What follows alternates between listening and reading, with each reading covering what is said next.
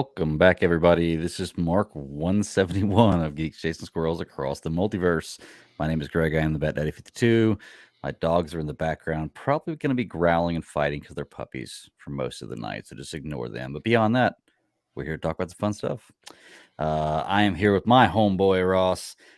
Seriously, the macho man and the stinger in the house tonight. If I am badass, or if I am the road dog Jesse James, he is the badass Billy Gunn. That's all there is to it. Ross, what's up, man? I'm moonwalking on your references. I mean, Yeah. you're showing age. It's difficult. You gotta be careful. Well, you see, I went WCW and WWF there, Yes, you like did. way back, when it was all just two separate things that were, the what was it, the Attitude Era of wrestling. Yeah, Before it was a Wildlife Foundation. it's still fun, but I'm older now, so it's not quite as much fun. But it loses its fake appeal. Exactly. But we watch plenty of other things now.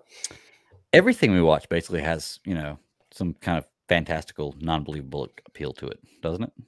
Just about. It does. Hell, I mean, you got Winnie the Pooh out there killing people now. Piglet. Like, what's going on in this world? People will make movies about anything, and people will love them. And they're more than welcome to. Everybody can like what they want to like. I can't get mad at somebody for loving something. I know I get on here a lot of times. I'm like, there's no way that's this. But yeah, I mean, if somebody feels that way, it's the way they feel when it comes down to it. Ultimate Warrior is the best wrestler ever, period, by the way. He's up there. I'll give you that. He's up there. I'm a Macho Man guy. Ross, you love Sting. I was a Sting fan. Yeah, I mean, if you could pretty much take anybody from the NWO Wolfpack, and I'd be cool with that. Whenever it was in WWF, I really liked anybody in DX, to be truly honest with you, at that point in time, because they were the ones you wanted to like. Stone Cold obviously was, a big fan favorite then. I'm not gonna lie, I like Triple H a lot better, like post DX than I did pre DX, and I liked X-Pac way better than 1-2-3 Kid, which was the same character. He just changed changed his character. But I mean, it was a fun time in wrestling for sure. That was a big part of our lives.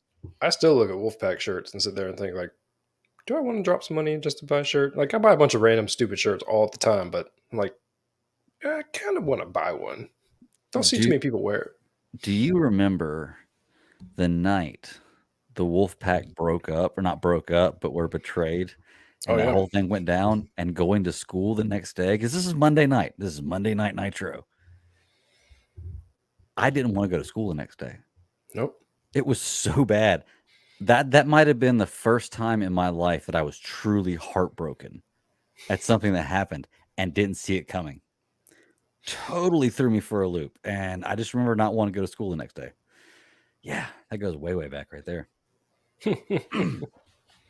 Open the show with a squirrel. It's the best way to do it. He brings up the one night in China. He did it. You're right, Nathan. Yeah, I mean, it's definitely out there. It's on the internet. Yep. If you want to Google that, but I wouldn't necessarily recommend it. But if you want to Google that, go ahead and check it out. Use your keywords wisely. That's right. They're always looking. Well, I mean, so Ross, just me and you tonight. Sarah's got some adult things to do. She's got some work stuff, making her busy tonight. So she has to take care of that. And we totally understand, because we're almost adults. And we try not to be, but we are, it just is. We're just adults, and it sucks. But I guess we can get into some news. We got Bad Batch, Picard, Last of Us, and then Mando. Premiere came out. Mando. But before we do all that, let's go ahead and get into some news.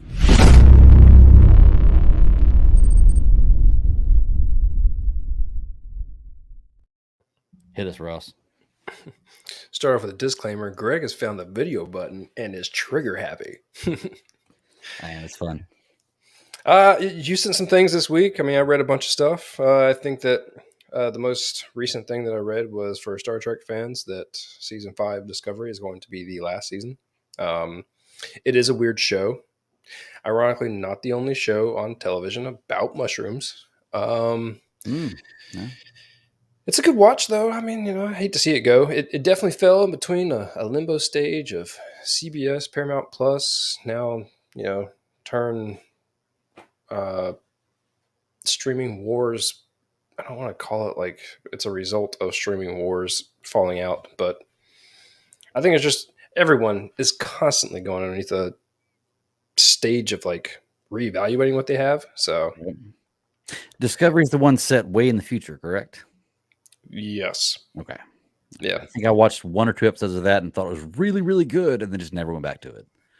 You just got to follow it. I mean, I don't want to say the seasons took too long to come out because they really actually came out pretty fast. But I think that it was the nice bridge from Enterprise to where we are now, with Strange New Worlds, and all the other. Picard is definitely pays homage to the old stuff. TNG and everything else that came with the TNG era. Of all the movies and everything else that they had. So it was a nice bridge between the two. I think that Strange New Worlds is going to be kick ass if they keep up the direction that they're going. I just hate to see Discovery leave. I don't feel like you can really. It's tough to maintain multiple Star Trek shows at one time, Right. because it gets in that muddled era of like, I think that's kind of why Star Wars wanted to pick an era to start telling stories. But even then, like it's tough because we went through that right off the bat when they came out with the first 2 movies with Force Awakens and then Rogue One. Everyone was like, "How do you do that?" It does kind of throw you off in time, because I noticed just watching Mandalorian, I'm like, man, I wonder if this person's going to show up. I'm like, damn it, that's not even the same time era. Mm-hmm. Like it happens to me a lot. So yeah, it's kind of weird, but I know it's in the same like storyline time era, because for me, Star Wars is kind of broken down into like 3 storylines now. I haven't read the Old Republic stuff yet. Or is it Old Republic or New Republic? What is The New Republic. New Republic stuff? Yeah. I've read some of it, but I guess that's another era you consider it in. But I look at it like, what am I thinking? Like Revan era, and then like I'm looking at the Bane era, and then I'm looking at like the Luke Skywalker era. Like those are like, for me, those are like the 3 main timelines I see, and they're easily set 1,000 years. Well, one's like 4,000 years for the other, Bane for Revan, and then Revan's like 1,000 years before the Skywalker or something like that. I'm not sure. Somebody's going to be telling me I'm wrong, and I'm sure that I am. Fact check me, but there's a lot of time between those 3. But I those are my 3 main timelines, at least from what I've read and I know of Star Wars. And I mean, rumors have been going around like crazy ever since they announced the Acolyte. So that show could. I know a lot more news has come out about it, but to be honest with you, I try to stay away from extremely spoilerish news. So I always take the clickbaity article head with a little bit of grain of salt, just so that I'm not dipping my toe in too deep, because I do love being surprised. I hate knowing way too much going into it, because if you know too much going into it, then all you want to do is keep picking it apart. And we talk about it all the time when we look at trailers that we've watched. So I'm cool with it.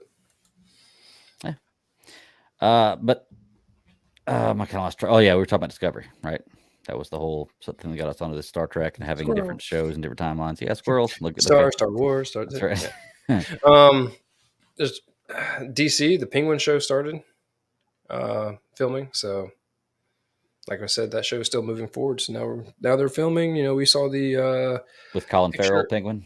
Yeah, we saw the picture of him in makeup forever ago, whenever he was doing test fits and stuff like that. So Mike asked if Ross used Telltale Games is making an Expanse game. That's interesting, because Telltale did the Dark Knight or the Batman Telltale series, right? Same series. Okay, cool. I like those. That was fun.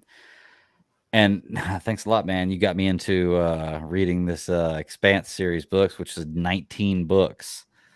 And each book is 20 hours long, so it's going to take me a little while to get through these, but they are fun. One way or another, I will get you into it. You got to get into it, man. I'm telling you. They just released the past couple weeks. They're getting a new comic book thing going on, so they're pushing the narrative a little bit more. I saw the headline, read a little bit into it. Dead honest with you, passed out. Was extremely tired. I haven't really gone back to read it, but I also know that it wasn't like coming out like the next day, so I wasn't really moving too fast with it. Right. There. Or at least read it, and then at some point you'll watch it in like 6 years. I would. Well, it's Apple TV, right? No, it's on Prime. It's on Prime. Oh well, then I'll definitely try to watch it soon. I want to get at least through the first book before I start. So I want to ask you: have you read the books too? The first one, and I have not. I've been meaning to pick up the other ones, but Okay. I haven't been reading much of anything. I read enough with other crap that I gotta do. So Does the show follow the book pretty closely? yes, Okay. There are a couple of things that they had to change, and I can don't want to spoil anything. So I'll tell you as time goes on if you start watching it. But it is pretty dang close to the story.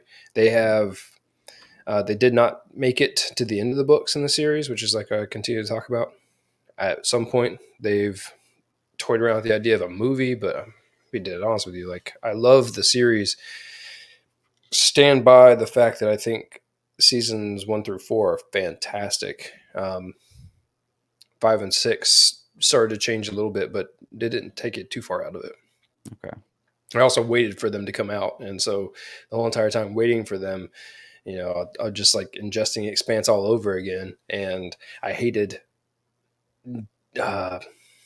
It felt so abrupt because I did watch it and knew so much about seasons 1 through 4, but I watched seasons 1 through 4 probably half a dozen times at least. Yeah. So Nathan says he's going to look into the Expanse books. I guess the first book is Leviathan Wakes. Leviathan. Yep. Yeah, Leviathan. Okay. Leviathan Wakes. Okay. Yeah. That's the first book. I'm 5 chapters into it right now.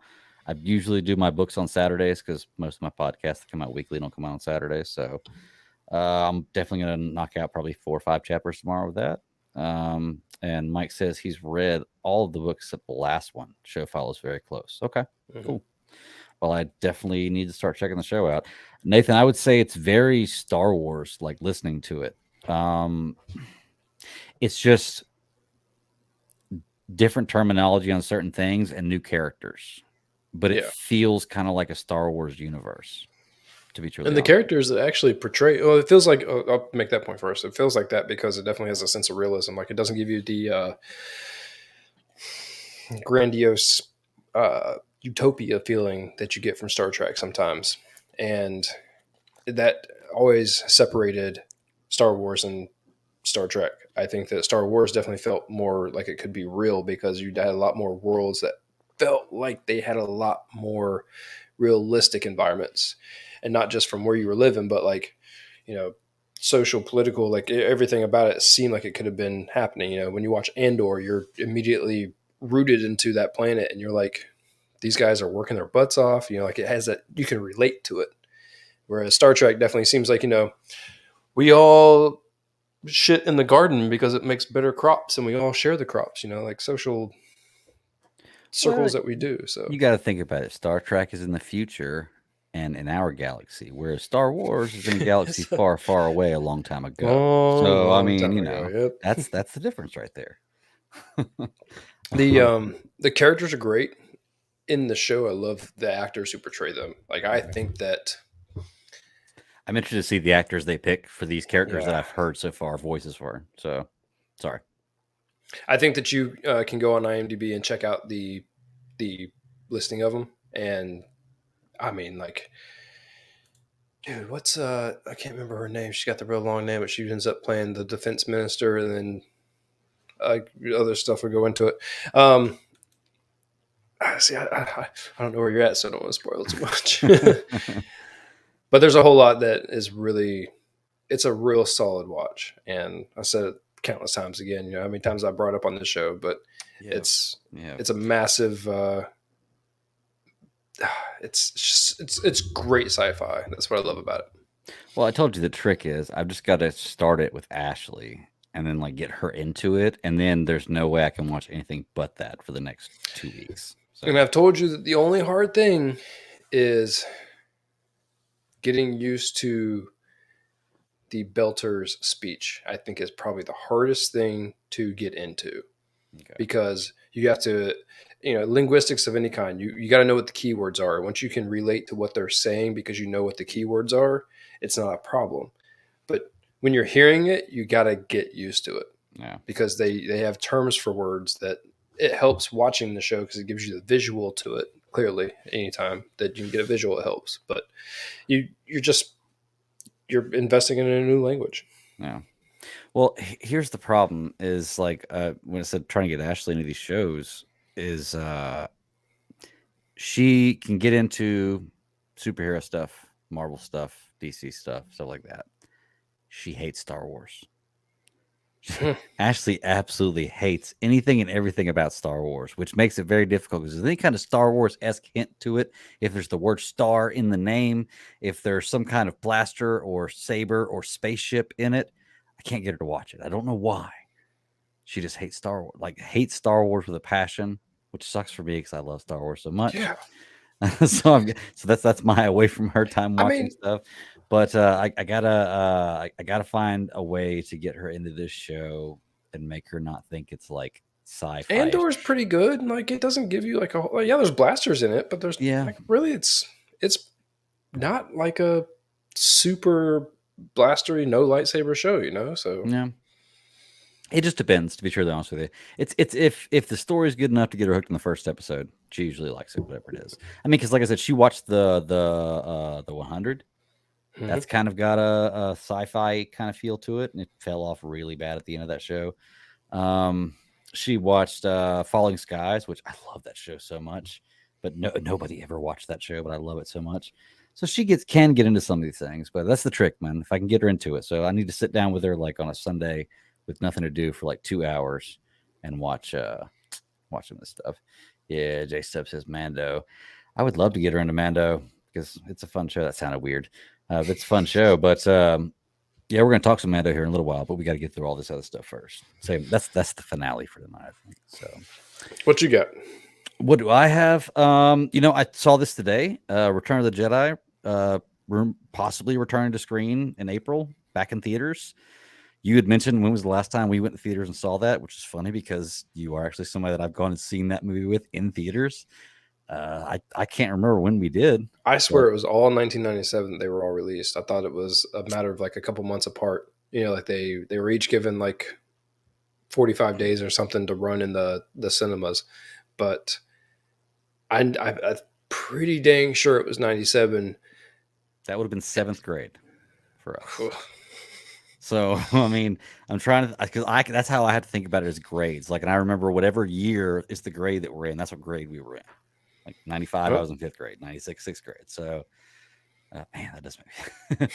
But I think you could be right. I do remember seeing them.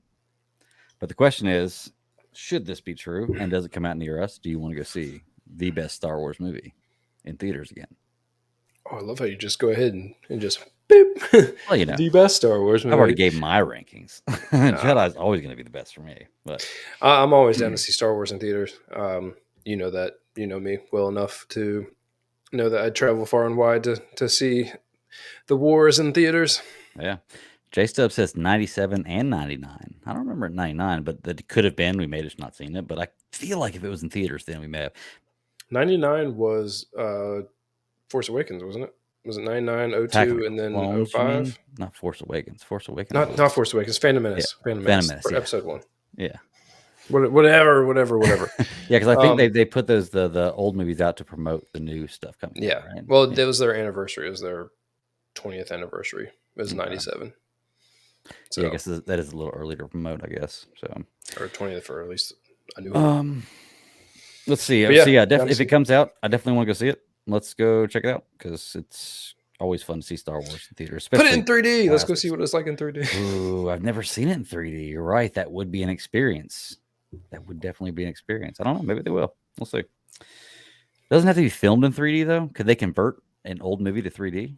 Well, they can do it with digital televisions. You know, it won't be like, it's nowhere near the experience that something like Avatar is. But okay, because those are filmed for 3D, right? Like okay. So it could be kind of 3D, somewhat 3D-ish. Or I say filmed with. I mean, they're made with 3D. They're, bits are all that stuff is computer graphics for the most part. So okay. Let's see. I know you're big on Ted Lasso. March 15th. Right? Is it 15th? I think 15th, so. Right? I don't know. Yep. Okay, March 15th, which is funny because that's Apple TV, and of course, everybody's got to answer on that day and try to have something to knock it off or take the white noise away from it. And Netflix has the Pornhub documentary coming out that day, so it's an interesting choice to drop it on the same day as Ted Lasso. But I'm willing to bet people are going to watch it. I mean, From what I know about people watching Pornhub, they're probably going to fast forward to the end, and Right. Exactly. The last 45 seconds is all you need, right? Yeah. But yeah, it's going to be interesting. I didn't know anything about You this till I said, heard it on a radio show the other day, and I was like, wow, that's interesting that they choose to do this. So they done the what was it, the Chippendales documentary now, and now they're doing mm-hmm. a Pornhub documentary. But I think the Chippendales documentary was more of a dramatized, like version of the story based on a true story type deal. I think this is an actual documentary where they're interviewing people and telling stories about this and this and how this came to be. And so I think it's a little different, but I'm Well, sure. scandals and everything from what you said. The link that you sent was Well, yeah, the sex scandals trafficking and all behind, kinds of and stuff. yeah, Yeah. So I mean, it's amazing. the dark history of Pornhub. Yeah, exactly. Which you would expect there's got to be some kind, right? But yeah, that's going to be interesting that they just chose to do it on the same day. So we'll Hey, see how that works out. I can't say that it's going to get better rankings than Ted Lasso or not, but I can tell I you doubt that it I'm will. watching Ted Lasso Yeah. because I know Ted Lasso is going to be a week to week drop because it always is when it comes out. But stand by the fact that it is the best feel good show on television. Can't wait to get Apple TV and see it. Yeah. To be truly honest with you, that is probably the number one show that I want to see. Watch You because have I an know there's. iPad, just do it. I Oh, gift well, you the Ashley I'll has an gift you the iPad. month. You know what? Apple's supposed to be so good. Her iPad, like you plug it in and it'll say charged 100%, and you pull it out in like 10 minutes, it's down to 67%. And in like 3 minutes, it's down to 10%. Then Does you she plug have it like an back in, iPad it's 3? Like automatically what? up to 40%. The battery's jacked on that thing, man. It sucks. Well, that sounds like it could be a user problem. Just gonna say. We didn't charge it right. You're right. You're probably right. We didn't charge it right. Um, Also a but category on Pornhub. that's true as well. Yeah. All right. What else? We got the Ant-Man. Oh yeah, let's talk about this Ant-Man drop, man. The biggest Marvel drop from week 1 to week 2. That's Of what they course, said. did have Cocaine Bear come out week 2, correct? And Which I've was a heard a big lot of hit. people talk about it. What, And Cocaine Bear? yeah. Oh yeah, And it's not supposed to be only really good. talk about it, but yeah, they say great things about it. Mm-hmm. Yeah, I mean, it's one of the first things I've seen for a while. It's had good positive reviews from critics and from people, like Mm-hmm. audience. Like Rotten Tomatoes, it's up on both sides. It's Elizabeth Banks. It's Ray Liotta's last film. Like it's supposed to be, from what I understand, I haven't seen it yet, but there's supposed to be some like really heartfelt moments to it. So, which is kind of weird from a Cocaine Bear movie. But Yep. did you see that the people who are making Sharknado are making what is it? It's I can't remember the name of the movie. It's like LSD Gator or something like that. It's not Oh, LSD Gator. It's Meth Gator. Meth Or, Gator. Yeah, that's what yeah. it is. Meth Gator. So that'll be fun. After Which I feel like Cocaine we Bear. already saw this past week. So more on that later. Oh yeah. I was like, wait a second. Oh yeah, you're right. So but yeah, I mean okay, so we didn't even talk about the Ant-Man drop. We talked about it and then we started talking about Cocaine Bear. So what does this mean, man? I didn't see this movie. It did not get good word of mouth, or are people just not that excited to go see a Marvel movie? Like, is it the big fans that go see it opening weekend now, and then the audience sees it whenever it comes out because now it's going to come out on Disney in 2 months? There are so many things to consider in just saying that it dropped. I think you have to consider it all before you start making any sort of like major true argument with it. Oh yeah, You're right. It's going to be on people's TV in 45 days. You know, chances are normally that's about the running time. It is Ant-Man. Ant-Man already got the like pinnacle of his storytelling when all of a sudden he was the key to Infinity War Endgame.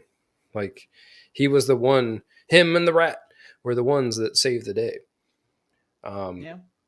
When Ant-Man first came out, they weren't planning on making a lot of money, and they weren't planning on it being like a fantastic addition. You know, they weren't. I don't want to say they weren't hoping for another Guardians, but they weren't expecting it to be anything. And how where Guardians came out and just blew everyone's socks off, and everyone, the whole family, wanted to see it because it was funny, it was heartfelt, and it was everything that you could want out of a movie. When Ant-Man came out, I had a real good time watching it. Like Paul Rudd, look, The supporting cast for Ant-Man also didn't show up in Quantumania. Not all of Okay. them didn't. Not Okay. half of the cast. Let's put it that way. Half of the But that's cast what showed makes up. Ant-Man so fun is the supporting cast part Yeah, part of it. you So. didn't get Louise. You didn't get Oh no. his little posse, and so none of them were in it, and they really helped make his storytelling. Like I think it would be the best thing possible for him to describe the entire Infinity Saga in his manner of speaking, in the way that he tells stories. That would be That would fun. be just fantastic, like a nice little side piece. But um, you had Kang as the thing that diehard Marvel people wanted to see. Mm-hmm.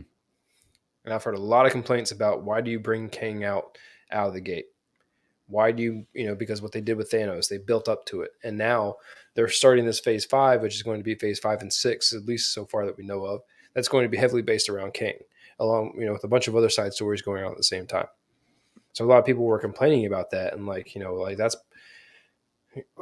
why would you do such a thing? But those are also other opinions that probably don't contribute to the drop. I've just heard a lot of talk about it.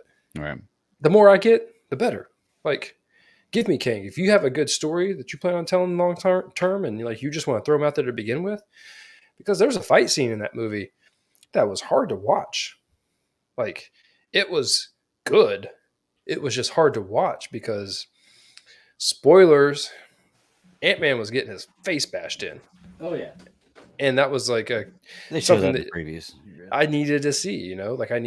I need Kang to be something fierce and something badass. And so I think that a lot of people kind of, I don't want to say took away from it, but they did see quite a bit of it in the trailers, and there were fantastic moments in it. But it was a highly CG movie, and CG is a real thing. It's a real tough thing to watch nonstop. We watch things like Avatar that's completely CG, but you reach a point to where it's like, is it all CG versus animated versus live action? When you do a heavily CG movie, the people that want to see it the first week that are going to go see it. Hmm. The other thing is too, it came out. It came out right after Valentine's Day. Right. Kids are not out of school. They were out of school for President's Day, which I'm pretty sure was right around that same weekend. Something like that. I'm not sure. They're not out until spring break. People aren't really spending money. Everyone's tightening the hatches down on everything that they're spending money on. And so when you already get Disney Plus, whether you pay for it or get it included or anything else, you can sit at home and watch it. I prefer to sit at home and watch it. I just wanted to go see it in theaters because I thought it was going to be something cool to see on the big screen in 3D. Yeah. So I rarely see movies in 3D, and that was when I really wanted to see it in 3D. Well, it's one that you definitely want to experience that way. Like I said, I was going to go with you. I had something happen that day. I couldn't go. And because of that, I'm probably not going to go see it in theaters. Ashley just mentioned the other day when we were bowling, because Sunday night's our date night, and we bowl in a bowling league, and she was mentioning how she wanted to go see a movie, and I was like, well, Ant-Man's still in theaters. We can go see that if you want to. She didn't seem too excited about that, even though she does love Paul Rudd. I mean, anybody who was on Friends, she loves. So, I mean, of course, but even in the smallest of roles. Yeah, exactly. But she, I don't know what movie comes out next that I might take her to go see, because it'd be fun to go see a movie. We don't really talk in the movies, and she just likes the nice reclining seats, and some of the theaters are heated. So heated reclining seats for 2 hours without the kids. Yeah, she's down for that. So Shazam's coming out, and 65 comes out the same weekend. She likes Shazam. I might go see 65 over Shazam in the theaters. I think I probably would too, to be honest with you. I like Adam Driver better than Shazam. Let's put it that way. And it seems like an interesting story. And, everyone says, we haven't got anything dinosaur wise really good since Jurassic Park. And I mean, no matter the drippings of the original Jurassic Park that we still get these days, you still haven't got anything that's been outside of that realm of storytelling, because they just recycle the story over and over and over again. Yeah. I think there's true Marvel fatigue. Once again, a lot of people felt like they just watched a whole lot of content with the shows, and that it was just constantly on. And, when you are watching things because they're on, not because you want to, you have a true passion to want to watch it, it becomes more of a chore. And the Infinity Endgame ending, wrapping up of that whole phase was so massive for people. Those first 10 years was so massive that it's hard to kind of come back. It's hard to start a new story because no one was talking about this besides diehard fans when like Avengers was coming. When you were not only getting all of their original origin stories, and you got Avengers, and then you get, more of their own movies, and then, it became a big thing. Like phase 3, I guess, was really what I want to say. Well, it's just hard to top, to be truly honest with you. Like I can there's very few movies that I've seen a bunch of times that I can go back to and still feel those same feelings the first time I watch the movie, where I know it's going to happen, but I'm still on the edge of my seat and I'm still excited, or I still get that tug at my heart and kind of want to shed a tear. And like Endgame is one of those. And for me, I not so much tears, but like for me, Batman vs Superman, like I love the that's part of what I love about the movie, is what I feel in that movie. And it's very hard to find a movie like that. Like it almost feels like they may have peaked at a point. And I'm not saying they can't once again come back and have something great, but once you hit that peak, you have to go down again. That's the ticket. And You have to you're go down comparing the before you come back up. climax. Yeah. So You can't compare a climax to the beginning of the next story, right. Because you're right, it has to come down, or else it's not considered a climax. Yeah. So once you tell the climax of that story, the Infinity Saga, you have to start somewhere anew, and they're just bringing in the bits and pieces that they can from that story to start the next one. So I think that it's I've always said that it's unfair to compare the Infinity Saga to anything that you're getting now. Right. Because if you were kept on constant high, everything else seems like a letdown. Right. So you have to be able to like back down to build back up again. So that's what my 2 cents on it was. I'm not surprised that it dropped. I'm really not. I don't think that a lot of people are seeing movies, and Black Panther has a whole different reason for viewing audiences than something like Ant-Man does. So Ant-Man isn't a top tier. I mean, I've also always been unhappy the way they portrayed Wasp, but Wasp was always so massive in the storytelling.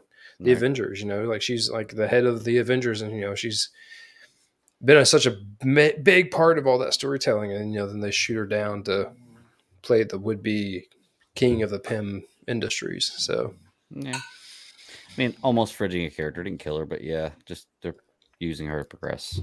Yeah, Ant-Man's story kind of. So it was a good movie though. Like it was a good watch. I'll definitely check it out. But like I said, I'll check it out when it's free on Disney Plus, probably.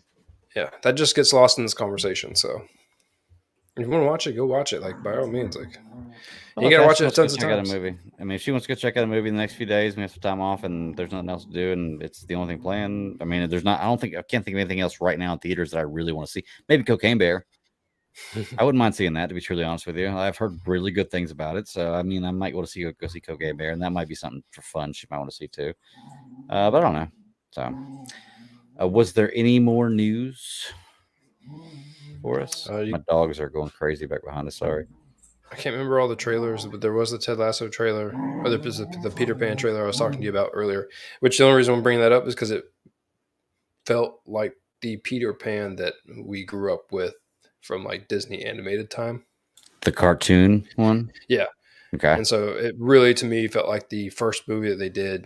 Hook was fun and all that, but you got Robin Williams playing. Hook was fun. Rufio. Yeah. It was a fun take on a sequel idea at the time that it came out. And now I appreciate that they're coming out with this movie, even though I don't think we need another Peter Pan. I just think this one does it justice. And so it's fun to see that. They're going to continue to rehash these movies out for years and years and years to come. So, I mean, you'll always see new Peter Pans. I mean, if they're starting with Peter Pan right now, there's going to be some other kind of Disney classic movie that they're going to take. There is. I mean, Little Mermaid, there's like all the other movies. Yeah, they're doing exactly. Yeah. So, I mean, it's always going to happen. But, I mean, that's the beauty of it. I mean, you can tell different versions of the story and still have a good time. It just depends on how much they change the story, I guess you could say. Yeah. But I guess if you're going to do different versions or slightly different versions, you got to change the story slightly, which is fine. I get that. But It just depends on what they do. So, Tweak it for better storytelling. That's all that I appreciate, or there all you I go. want is better storytelling. I like that. So, That's a good way to put it. So, other than that, have you watched anything this week other than our big shows we're about to talk about? you know what? We did. Oh, I did. I watched that movie on Netflix. I think it might be Netflix. We Have a Ghost or something I like watched that. that too. Yeah, I watched that. That was fun. I had. You see, Homeboy, how jacked he is. Like, you know, he's about to come out in Captain America 4 Oh as yeah. Oh yeah. like twice the size. Anthony Mackie. Yeah. Yes, Dude was looking huge. I mean, Yeah, I didn't know anything about this movie at all. It was just something Ashley turned on Netflix. We were playing a game of Dice Throne. She turned it on. She was like, Netflix recommends this. Let's watch it. I said that's what I need to start doing is whatever they recommend, just watch it. And it was surprisingly Jesus, good. take the Like wheel. going into the movie not knowing anything about it, I was like, okay, what the hell am I watching? And I didn't know if at first if it was a horror or a comedy. And I would definitely not describe it as a horror, but it gives us kind of thriller vibes to it at some points in times where it's kind of trying to get you, But it was funny. The acting was great. The story was pretty good. I enjoyed it. I would recommend checking it out. I think that David Harbour was pretty good. It had just enough of a family feel good with a current, facing problems like, Dad, how many times we're going to start over again? But it didn't feel like the kind of shit that we watched when we were kids, where it's like, how come we always move and how come our life sucks? And Right. in the reality, it's like, because we work our ass off and we're broke. So, it's time for you to start getting your child labor game on right now. Mm-hmm. They bring in the YouTube aspect. I mean, here we are. Yeah, right. We'll spend money. So, Yeah. There you go. so the whole thing is, they blow our numbers out of the water. So I don't know what else to say about that. Yeah. I mean, well, it's not even very high, but yes. Maybe we need a ghost. How do we get a ghost? That would make a big difference. Yeah, if we had a ghost on the show, I'm sure. But no, like I said, overall, it was a really good movie. Don't really want to talk spoilers about it. I don't know how. This is only like a week old. It just came out last week or something like that. Because I don't think I remember hearing anything about it at all, and it was like number 2 on Netflix. Yeah, it came out last Friday. Maybe I think I watched it last weekend. So I have seen the trailer. Right, came out then. Okay. I've seen the trailer pop up a while back. So it had David Harbour in it and Anthony Mackie, and I'm like, well, yeah, sure, I'll watch it. Speaking of Anthony Mackie, I heard that he's the filming for that new Captain America movie with him starts like next month, I think. I do believe it is on. We are on the precipice of it. We're about to have it start filming, so it'll be fun. Yep. I gotta watch my F1 show because that dropped too, but I haven't really watched anything else other than what we're about to talk about. Yeah, beyond that, I haven't been watching much TV. Yesterday was my TV day. I got some work done around the house, and I got everything done, and it was like 8 o'clock, and Ashley's restaurant done closed till 9, so I was like, okay, I got a few hours, and I was able to knock out Picard and Last of Us and Mando. And then today I watched Bad Batch, so. Throw your video tidbit in there, and let's get started. Let's do it, man.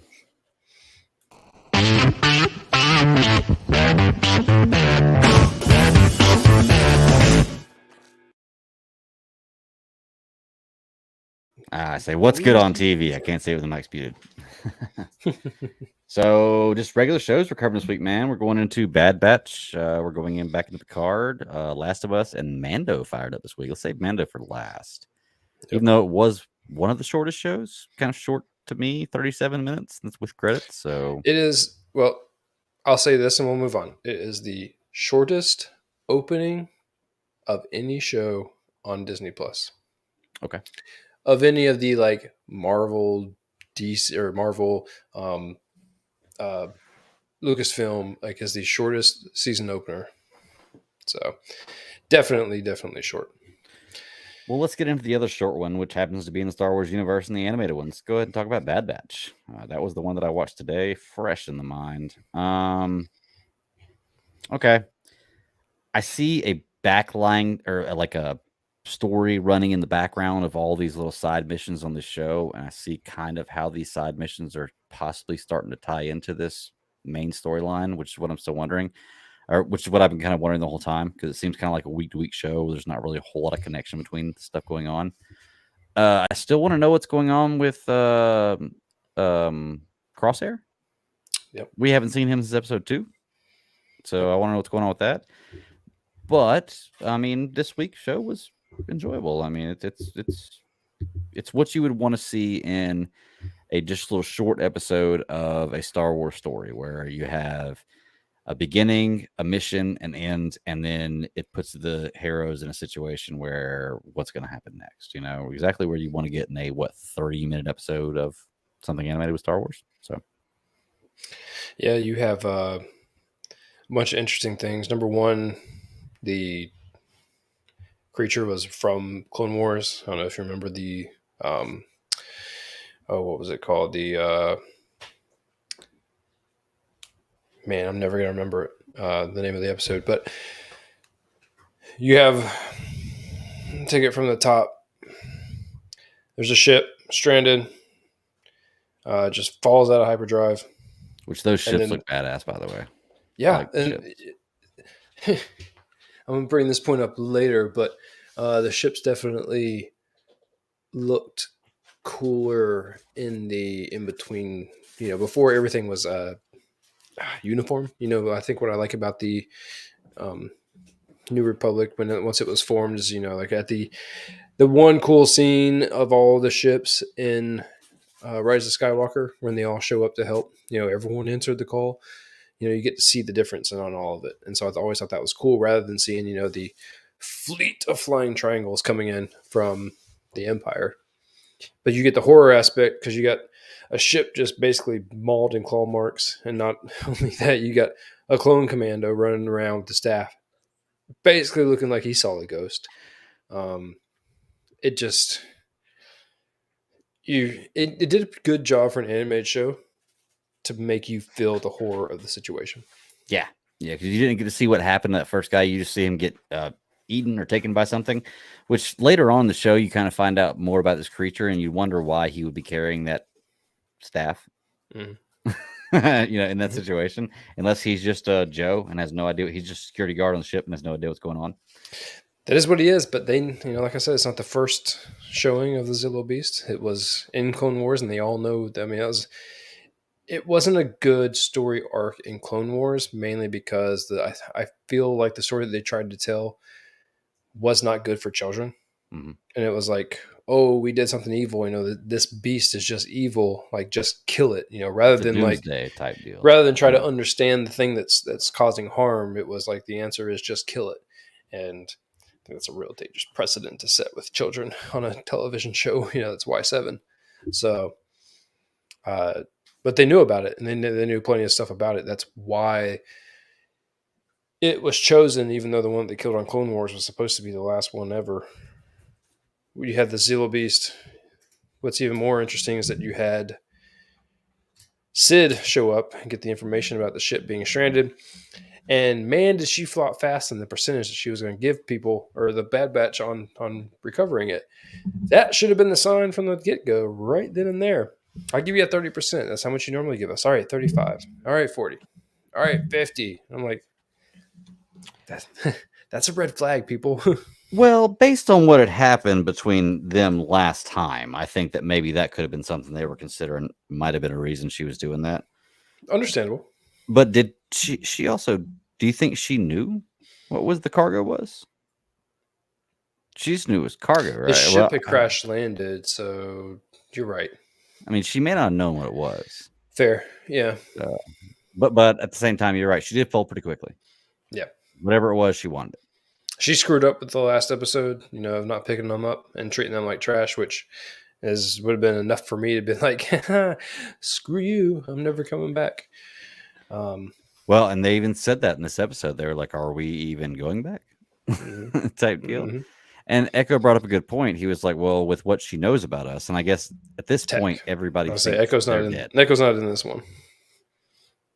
It was Tech. I'm sorry, yeah. Tech. But I guess that's a good point, is to this point, everybody thinks they're dead, correct?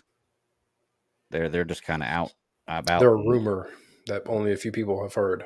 Which makes the next part of this show even more interesting, because when they're going after the Zillo Beast, they actually get not captured, but seen by the Empire. Yep.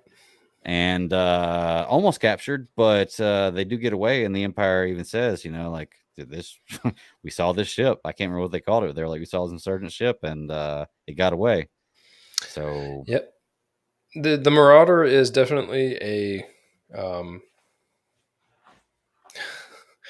easily identifiable ship, I think. But that's the whole thing about ship signatures, is that they're supposed to be able to identify the types and everything else. But um, they make it down to the planet. They're going to go check it out. Tech says the thing that makes you know that something bad's going to happen, to where he's like, I'm going to go at it alone. Like, you three go do this, and like, I'll go do this by myself. And it's like, that never makes sense. Like, It's why? never a good idea, dude. So you find out that of course, Omega is identifying the fact that it's chameleon-esque cloning technology. And then all of a sudden, you see the Pokemon itself, the alien iguana, the Zillo Beast, show up. Which looked way cooler before it got bigger. Yeah. I'm not gonna lie. It had like an alien sand flea, lethal sand flea look to it, which I know doesn't sound mean at all, but if you ever dealt with a sand flea, but I'm extremely irritating. yeah. It looked way, way more intimidating when it was like the size of a person than it did when it got bigger. When it got bigger, it just kind of looked weird. It didn't Those need a things tail. were, It looked like a lethal grasshopper with a tail. yeah. Those things were from, I think the episode in Clone Wars I think it was Malastare that they were supposed to be from, and they were supposed to be like an extinct species, and then they were somehow found out, and there was only one that was left, and that's what led to that whole story in Clone Wars. But So what's what do more? you? Oh, go ahead. Go ahead. I was just gonna say that it took off downtown, took off downtown to find more energy, and then turned into the like, that's why I call it a Pokemon, because it phased up to the next thing. So, well, what do you think the Empire's trying to do with this? Do you think they're trying to are they trying to build an army of Zillobeast? no. This is all a precursor to. This is all supposed to aid in the storytelling of cloning Sidious. So, okay. with Palpatine looking for his next body, his next way to continue life, the cloning technology was his way of trying to find the next thing to happen. Now he's using it on things that could be weapons, yes, Okay. but I think that the end goal is to get you to the fact that he was able to do it. Because little known fact from all the books and everything else is that Palpatine was trying to do all this cloning technology all the way up to the point that he supposedly died at the end of episode 6. And when he died in Return of the Jedi, he had sent his like mind state to a clone body. Yeah, his consciousness to a clone body, and it was not ready to accept it. And so that's why he kept decaying and decaying and decaying, and that we weren't supposed to see him until the very end of Rise of Skywalker. So that's all in the books. It's all part of the canon underlying culture, but this is all supposed to be part of that. I know there's no good, not fantastically done in the movies, I'll say that, yeah. but I can see the story being there. So I'm trying to think. What's funny is every time I see Wrecker and he's wearing his helmet, he'll always pop his helmet off to look at something. I'm like, dude, you look way more intimidating with the helmet on. Like, leave the helmet on. Like, you look like a badass, but you look like way more of a badass with a helmet on. But he continues to take the helmet off. I don't know what's going on with that. It makes the most sense, like when you got Luke, who's like, I can barely see out of this thing. The Empire comes in. They're taking the villagers because no evidence. And is then that because they've seen the Zillo Beast? Yeah. Okay. And then you have, of course, introduced earlier on is Dr. Hemlock, which I swore was going to be homeboy from Mandalorian, but time frame definitely doesn't add up as easy as it should. Right. So you have Hemlock, and he's trying to find out a way to make. My God, what is her name? Nala Say talk. Yeah, something like that. And so whenever he realizes he can't, he's like, well, I'm going to bring in the prime minister, and then we're going to get him to say something. And he thinks that he's going to basically be brought in and either tortured or strong-armed into doing something. And then he finds a real easy way out. And it's like, hey, she had a little partner who helped her out through this entire thing. You want to hurt her, you're going to need Omega to show up and, put the screws to that girl. Yeah. And then end. End scene. Yeah, short show. Fun one though. How many more episodes we have left in this season? 4 weeks. We have 5 shows. The season Two-parter. finale will be a two-parter. Okay. Well, we're getting there. So one more month, and don't know anything about season 3 yet. If No. coming out, nothing at all. Okay. No, we'll see what happens. See if this one wraps up at the end of 2 seasons, or if we continue to go somewhere. I'm just still interested to see what happens with Crosshair, man. Like I still think he's going to be the guy that comes in at the end and saves the day. Yeah, You know? totally could. I'm not ruling anything out with him because it doesn't seem like he's very happy in his current position. So, right. Oh, hold on one second. Let me put this dog in here. Let's start. Okay, so you got anything else you want to say about Bad Batch? Nope. All right. Let's hop into the other Star universe and hop into Star Trek. And let's talk about Picard. You're a bigger Star Trek guy than I. I can tell you right now, of all the shows that I've watched this week, this one was my favorite. I had a really, really good time with the show. I definitely find the fact that you say that interesting. The episode title was 17 seconds, and I mean, the show could have felt like 17 seconds as fast as all the action was making it go, but it did a good job of really throttling the action with the other storyline of Worf and Raffi. So for the two of them doing their little side story, which I don't find nearly as interesting as I should at this point in time. I agree with that. Yeah. It sucks because Worf brings my attention to the screen, but I don't feel like I'm getting the payoff from the story yet. I don't know why that is, but well, I think it's because what you're seeing on the ship is so much more action packed and fun. It's so much of a better story. I mean, you're talking about Picard's son on the ship. Picard, his son, Riker. I mean, it's just and now we're gonna get into this episode. Now you're talking about Riker being in command.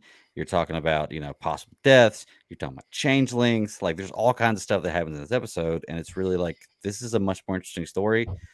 But one question I wanted to ask, or one question we had before this episode, was how do these two stories tie together? And we finally get some of that this week in a badass way. Yeah, badass way. I'm gonna have to go ahead and just get this out of the way. I think that they had the flashback with Riker and Picard when Riker's son was born, and they were sitting in the well-known bar having a drink, and it was real big for the two of them to share that moment together. And it was necessary for the story because it gave them you were here, you said great things, and then Lost happened. He loses Thaddeus, and then now they're in this point to where Picard figures out that he has a son. You have Riker the whole time trying to tell him, it's like, you need to be in this moment. You need to be in this moment because I lost a kid and I can tell you how bad it is. Right. I can understand, and I've lived my own life knowing people who have lost children. And I know that is tough. And I know that is something that is almost impossible to ever come back from. But putting that kind of weight on other people is very, very pointless, because just because you experience something like that and you have the fear that someone else could experience it too, does not mean that you should make them feel your entire weight of that. Right. And so I hated the bit of Riker acting like a dick to Picard and just being like, cutting him off at what felt like every turn. And then of course the one time that he took Picard's help, like his addition to the scenario, it backfired. And, things just went horrible. But that's clearly what was necessary to happen in the storytelling. I just hate that little bit. I hate it. I hate seeing Riker play the bad guy. Yes, and no, I guess kind of, because the way I kind of look at it is, yes, he is kind of being a dick in that situation, but there's sometimes it calls for a dick. Like, he wasn't wrong. Let's put it that way. True. It's just like the captain before that got injured whenever the ship got hit. He's not wrong. Emotionally and for the show, you want him to be the bad guy and you want him to be like, no, go against this because this is what you want to see. But in real life, this is the protocol you want to follow, is what he's doing. and Picard is following emotion. And the thing is, though, Picard wasn't necessarily wrong either. You have no way of knowing what's going to happen there.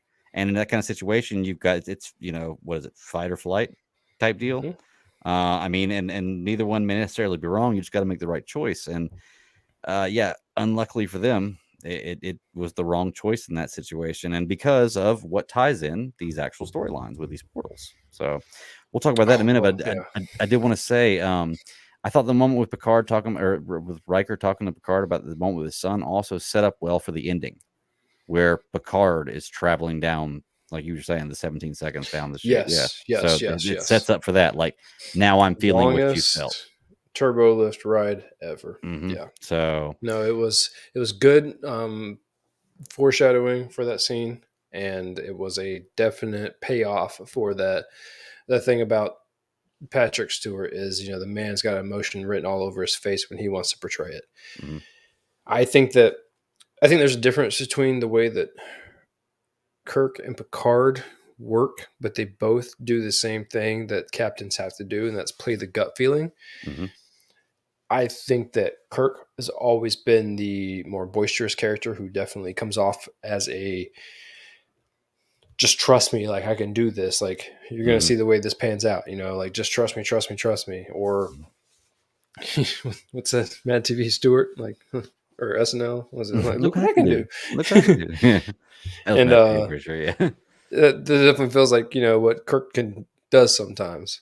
Um, whereas Picard is a chess player, and that man will sit there and play chess and just wait for your ass to make the wrong move. He's always been more methodical, and he's always been, you know, centered in himself, and he's able to hold most of his emotions. There have been plenty of times where he has not been able to do so, but Mm. to generalize his character, that's how he normally is. So it's interesting to see in his elder years where he's breaking apart for these moments, but it's also interesting to see that with the history that he has with these other people, like Will, and I mean, he doesn't have a history with Shaw, but all the other crew that's been on this show, period, that they wouldn't trust him more than they do.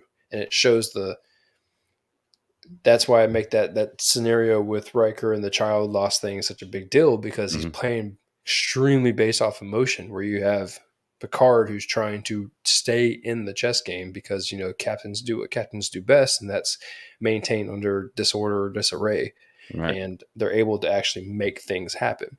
Mm. We all had that moment, like you said, fight or flight. Like, what do we do? But in the moment of panic, a captain should not panic. Right. We all second guess the questions and things that we have in our heads and the way that we feel and everything else, and like what's the right decision and what's not the right decision. But in that moment, I did not feel that Riker had any control, and so I know that what I felt was supposed to be what I felt because Right. of the story. I just kind of hated feeling it because I'm like, I know these characters and I love them so much. What are you doing? You're destroying all of it. So Well, it's funny you say Picard's more of a chess player, because we've actually seen him play chess on screen, in very X-Men, much so. right? So yeah, there you Very go, much so. playing a lot of chess. Let's real quick. Let's talk about the moment with the mom. I can't remember her name. The lover. Doctor. Yes, Oh yeah. doctor. Yeah, this is a very, very crazy moment, because like it's one of those moments where I'm watching and I'm listening to what they're saying. I'm like, ooh, she's right. Ooh, she's right. And then I hear him, and I'm like, ooh, he's right too. Like they're neither one of them really wrong. Like, Oh, when he first grabbed her right after, and I was like, yeah. yeah. Well, No, she's basically telling him like, I could raise my son. I couldn't raise Jean-Luc Picard's son, type deal. And she gives examples of, for his entire life, and this would put him in danger, just being your son, type deal. And he's right too, where he's like, well, you didn't give me that option. maybe I would have made this choice, but you robbed the opportunity of me making that choice. And it's like, maybe I wouldn't have. And it's like, oh, okay, so I kind of get where you're coming from there. Like, I kind of was on her side, and then he said that, and I was like, yeah, you're right. She kind of did. She kind of took that opportunity away from you. So I don't know. Yeah, the Crusher Picard relationship has always been difficult because you knew that it existed, and they were always like, "Well, it doesn't exist." I think that what you have with with Dr. Crusher is what exactly she described, She sat there, she had a conversation about, I lost my son, I lost my husband, and all these things. And like you and I shared these moments together. And, it was a fan casting for a long time. And then it became a thing. And now what they're showing you is that, something fruitful came from that relationship. Um, yeah. I can buy all of it. I appreciate the drama between the two of them. Mhm. But man, do they need to get over their shit. Like, now Yeah, I is not think at the this point, time for all of this. and maybe after what happens in this episode, they probably will. After nearly Yeah. watching their son die and learning what's going on with everything, which I guess brings us to the things that tie this in would be the changelings and the tunnels, right? So there's obviously some kind of backlying story here. They know what's going on. Like, they know this person. They know. I don't know where it falls into, whether or not Jack has a in on their knowledge, or it was somehow able to get them technology. I don't know what the relationship is between the people on the striker. Is that what it's called? Shrike. The Shrike. Yeah, something. It was seemingly Um, what you and I said. yeah. So, I don't know if somehow he's responsible for them getting the technology, or if he knows the technology, but let's talk about it, because I had no idea that all of a sudden we were going to turn into a Portals movie on, with another video game based thing. They just dropped it in effortlessly is not the word, but so unforgivingly, like, this exists, deal with it. And the more that you're going to read into, oh yeah, the more that you're going to read into the Expanse, you're going to find out more about Portals, I guess, is kind of one way of saying it. But other than that, like, this stuff has only existed in like video games, some sci-fi stuff, yes, and stories. But man, like, seeing it on screen, it's extremely dangerous. That I thought that the you can't get away from me. It's kind of like that. It's like an adult and like an infant or like a toddler playing. And it's like, yeah, you can't get away from me. You right. can't get away from me. But then when they fired everything, and then it was like, What's funny is, like, in the back of my mind, I was like, what if they brought that portal up in front of somebody firing at them? Like, that was in my mind the first time I saw it. I was like, that'd be an awesome idea. And didn't even think about that being what would happen at the end. But yeah, pretty crazy concept, this portal idea. I'm really interested to find out more about this. But like I said, what I'm kind of interested in is this whole changeling thing. Like, so there's a changeling on the ship, and Worf and Raphael found a changeling. And they gave some kind of storyline about, I guess, them being very powerful at once and not liking humans.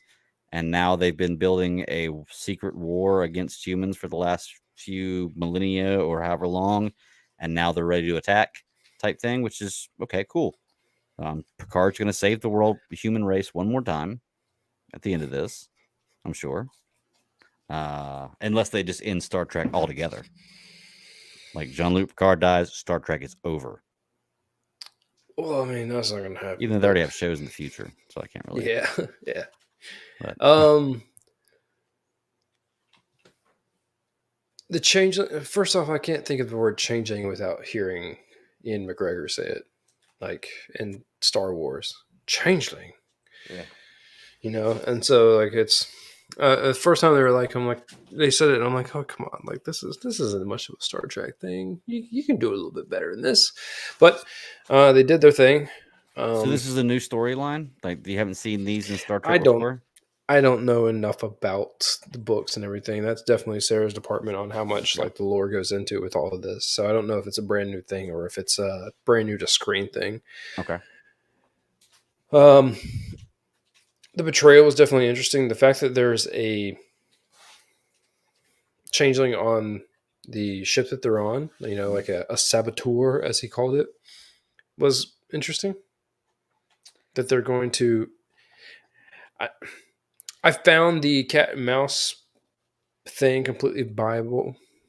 Like, you could have, how would you trace these people? And like, well, if you had a leaky drive or whatever the case may be, leaky warp drive, then that would be like a major gas that gets put off in the atmosphere that anything can pick up. Mm-hmm. It's funny though that the ship was sabotaged to where he couldn't pick it up. So I feel like there's Yeah. enough fail safes on, backups on backups on backups. What's that movie I used to watch? I got a Buster for the Buster Buster. I don't know. It sounds I familiar, gotta but go I back don't in know. time. But I felt like there was gonna be plenty of that, and there wasn't. Like they weren't able to tell this. Kind of seems like that. All I can think of is like, are we that blind? Could we Yeah. not see it? It was right in front of us. Well, Speaking of accents, Jack's accent. Oh, he did it. He did a couple years in London. Like he never shook it. I'm like, oh, that's just paying homage to Patrick Stewart being English. yeah, there you go. I get the accent. Yeah, that makes sense. Well, I was gonna say that one thing that bothered me about this one too, if you're pointing out stuff, it's like obvious, like why didn't they see this? Is like the scene where Jack does get the little gas mask ripped off him by the changeling, and like he gets hit at the ground, the changeling runs away. He's like on his hands and knees, and like there's a whole row of masks, like waist height, right there beside him. I'm like, dude, grab one of those. Don't just roll over and die. But No, it's man, not he dramatic if you do he it that way. he did a Padme Amidala, and he gave up the will to live. Yeah, I guess so. But yeah, this is going to be interesting to see where they go from here because now they're powerless, getting sucked into the gravity well of the nebula. Mm-hmm. I said that right, didn't I? You Hell did. yeah, hell yeah! I'm getting my little communicator. I want to know Sci-fi about game Google. on is what That's you're right. getting. Yeah. So this is when I get to the end of the show, I'm like, how are they going to get out of this? And I legitimately have no idea how they're going to get out of the situation. I just know I've seen scenes that I like in previews that I haven't seen yet. So, and it's only Sure. episode 3, so it's not over yet. We're gonna see what happens. You don't kill Picard that early, but I don't know. We'll Nobody see. puts Picard in corner. That's right. But we'll see. I want to know what the Great Link is for these changelings. I want to know what their fountain of youth is, or whatever the hell it is they're referring to. Because when Worf said that, it's like, how long has it been since you hit the Great Link? Because when they were doing the investigate or the interrogation, mm-hmm. she thought that he was having like a Nick fit, like on extreme, and what he was really having was like, I'm going to die any minute because I haven't been back where I should have been. Right, So, or he needs to recharge, whatever it is, to keep his yeah. form type deal. Yeah, before he turned into, I guess, what's her name off of Doom Patrol? Rita. Is it Rita? No. Why did I say Rita? Which one? The Blob. Which one are you talking about? Doom Patrol. Yeah, Rita's Rita. the Blob. Okay, yeah, that's what you kind of turned into a blob, look like that. That's all I was saying. Were you melting? Yeah, type deal. But yeah, it's episode 3. It's gonna be interesting to see what happens from here. The sun's not dead, and the cat's out of the bag. Everybody knows it now, and they're floating into nothingness with no power. I just want to see. I don't want to see any more number one versus number one standoff like it's a Chinese restaurant trivia game. Like, I need them to get their shit together, Picard and Riker. This needs to happen. They need to be on the same side again because the universe feels broken and fractured when they're not. So They will be. That was an emotional moment. I mean, he's not wrong. You basically, from what they can tell, they're going to get saved. But from what they can tell is you just killed all of us, and he really didn't. Like, you were probably going to die anyway. Especially, like, probably worse if you didn't fight back somehow or another. Picard had no way of knowing this new technology was going to be able to do that. So yeah, I can't get too mad at him, and Riker also directed the episode, so he's probably playing up some. I never got to do this on Star Trek ever, so I'm going to do it right now type Good call. thing. Might as well. All right, cool. Well, we will get back to Picard next week. You want to move on? Let's do it.